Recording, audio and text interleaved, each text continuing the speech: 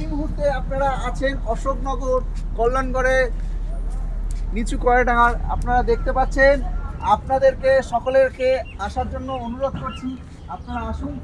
আপনি এখানে এখানে প্রতিবাসী, আপনি দেখতে এসছেন, কেমন লেগেছে? ভালো লেগেছে? আসুন, আমরা এই মুহূর্তে দেখাই গ্রাম্য জীবন দর্শন। যে গ্রাম্য জীবন দর্শন প্রতিবারের মতন এবারও দেখানো হয়েছে। আমি সকালবেলা দেখানোর চেষ্টা করছি, রাতে আরও ভালো লাগবে। মূলত এখানে শুটিং করার চেষ্টা করা হয়েছে